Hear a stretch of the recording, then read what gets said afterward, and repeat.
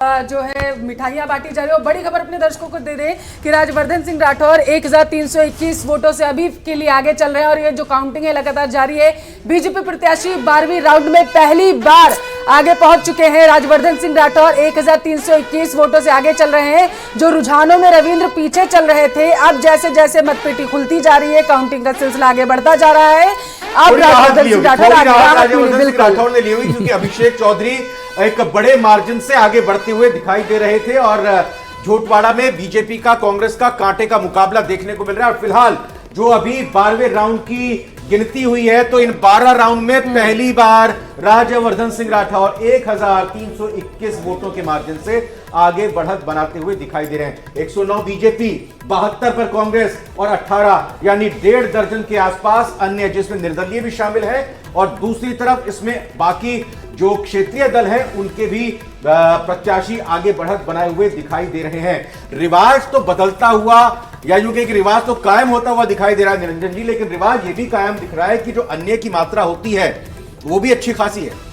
निश्चित रूप से देखिए रविंद्र जी, अगर बात करें अन्य की, तो जो बंदा, जो भी व्यक्ति जनता के साथ कनेक्ट करेगा, जनता उसको निश्चित रूप से प्रेम करेगी। लेकिन यहां पे अगर मैं इन परिणामों की बात करूं रविंद्र जी, तो मैं बार बार एक ही बात कह रहा हूं कि लोगों के मन के अंदर भरोसा, और अगर भरोसे की बात करें तो देखिए, जिस तरीके से पिछले कुछ समय से एक बहुत बड़ा र्यूमर बनाया जा रहा था कि नरेंद्र मोदी जी का चेहरा फैल हो गया है और अब जनता ऐसे हो गया है, या जिस तरीके से जनता को विचलित किया जा रहा था, आज रविंद्र जी इस चीज का जनता ने जवाब दे दिया। जैसे रामायण के अंदर एक चौपाई है ना, निर्मल मन जन सो मोही भावा, मोही कपट सल छिद्र न भावा।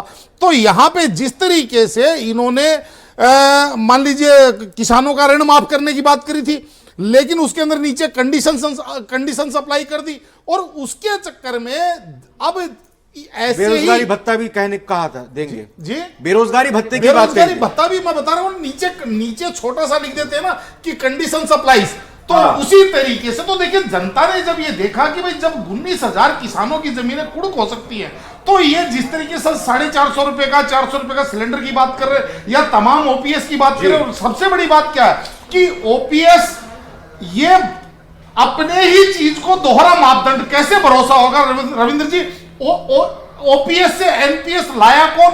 वो ही यूपीए की सरकार 2006 के अंदर इन्होंने एनपीएस लागू किया था। आज ये कह रहे हैं कि नहीं, ओपीएस जो कांग्रेस कहती थी कि जात पे ना पात पे मोहर लगेगी, हाथ पे इंदिरा जी की बात पे, और आज वही कांग्रेस कह रही है कि जिसकी जितनी हिस्सेदारी उसकी उतनी भागीदारी। तो आपके मुताबिक जनता ने यहाँ पर जवाब दिया है। लेकिन अलका जी, मैं आपसे जानना चाहूंगा, जवाब शाम होते होते आपको देना होगा जब कांग्रेस की तरफ से पूछा जाएगा या सवाल उठाए जाएंगे, क्योंकि अगर हम अभी रुझान मध्य प्रदेश के देखें, छत्तीसगढ़ के देखें, राजस्थान के देखें, बीजेपी बढ़त बनाई हुई दिखाई दे रही है, तो फिर कहा जाएगा कि ईवीएम, तो उसका जवाब क्या होगा? देखिए, ये तो परमानेंट, मैंने शुरुआत में ही पूछा था यहाँ जो कांग्रेस की मोहतरमा बैठी हुई थी कि अभी आप बोल रही है लेकिन एंड में आप ईवीएम पर ही चार्ज लगाएंगी। ये बात मैंने उस वक्त भी की थी। ये ईवीएम का ही रोना रोते हैं, जीतते हैं तब ईवीएम ठीक काम करती है, हारते हैं तब ईवीएम हैक हो जाती है। लेकिन जनता ने जो हैकिंग इनकी की है, जनता ने जो बीजेपी को बढ़त दी है, वो निश्चित रूप से मोदी जी के चेहरे को, मोदी जी के सुशासन की नीतियों को, जन कल्याणकारी नीतियों को और जनता से जुड़ाव को दी है। प्रियंका के पास जाएंगे, क्योंकि लगातार वो वहां से बनी हुई है और बातचीत भी कर रही है बीजेपी कांग्रेस के प्रवक्ताओं से। प्रियंका, अगर रुझानों में देखें तो बीजेपी को बढ़त मिलती हुई दिखाई दे रही है और बीजेपी इससे गदगद है, क्या कुछ कहना है वहां पर लोगों का? 8,000 बात करिएगा। बिल्कुल पल्लवी, रुझानों में फिलहाल बीजेपी बढ़त बनाए हुए है और पोल ऑफ पोल्स के जरिए भी हमने लगभग यही आंकड़े दिखाए थे, और यही वजह है कि हम कहते हैं कि न्यूज 18 राजस्थान है सबसे सटीक। और खास चर्चा करेंगे, हमारे साथ खास मेहमान जुड़े हुए हैं। सबसे पहले परिचय करा देते हैं, अवधेश अकोदिया जी वरिष्ठ पत्रकार के तौर पर हमारे साथ जुड़े हुए हैं। आरएलपी से दानाराम घिंटाला जी हमारे साथ है, आरसी चौधरी जी कांग्रेस महासचिव, पीसीसी से पंकज मीना जी बीजेपी प्रवक्ता हैं, आशुतोष वरिष्ठ पत्रकार के तौर पर आशुतोष जी भी हमारे साथ मौजूद है। सबसे पहले आशुतोष जी, आप ही का रुख करेंगे, क्योंकि ये जो आंकड़े सामने आए लगभग वही नतीजे जो हमने पोल ऑफ पोल्स के जरिए दिखाए थे। अब कहा जा रहा है कि बीजेपी तो इसे स्वीकार कर रही है, कांग्रेस स्वीकार नहीं कर रही, वो कह रही है अभी बदलाव होगा। देखिए प्रियंका जी, मुझे लगता है कि इसमें बदलाव होगा और भारतीय जनता पार्टी की सीटें और आगे अभी बढ़ेंगी। जो अभी टैली है, मैं इससे अभी संतुष्ट नहीं हूं। मुझे लगता है कि कांग्रेस और अभी नीचे जाएगी, लेकिन बहुत ज्यादा अंतर नहीं होने वाला है। 115 से 120 जिस तरह की हम फिगर पहले से बीजेपी के लिए मान के चल रहे थे, उस तरह की स्थिति मुझे पहुंचती हुई लग रही है। प्रियंका जी, तो अब मानना है वरिष्ठ पत्रकार का कि अभी ये आंकड़े बीजेपी के और ज्यादा बढ़ सकते हैं। आरसी चौधरी साहब, अब क्या कहेंगे? स्वीकार्य है ये, या फिर यही कहेंगे कि नहीं, जीतेगी कांग्रेस ही रिवाज बदलेंगे आप?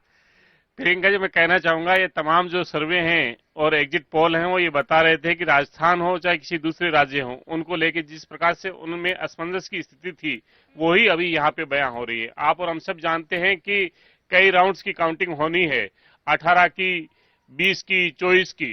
ये शुरुआती जो 5, 3, 4 जो राउंड्स हैं उनके रुझान है। राजस्थान की जनता ने जो जनादेश दिया है वो रिवाज बदलने का जनादेश देगी, और जब तक ये क्लोज होगा और अंतिम नतीजे आएंगे उस समय भी शाम के समय में हम उम्मीद करते हैं कि साथ में रहेंगे और नतीजे कांग्रेस के पक्ष में होंगे। तो अभी भी प्रियंका, मेरा एक सवाल लीजिएगा आरसी चौधरी साहब से, जो पूछिएगा। 156+ सीटें आ रही है, फिर नतीजे जब तक आएंगे सामने, मेरा नाम लेकर सवाल कर सकती हैं आप उनसे। सवाल ये आ रहा है स्टूडियो से कि मिशन 156 लेकर चल रही थी कांग्रेस, अब तक के रुझान में तो बहुत पीछे है, लग रहा है।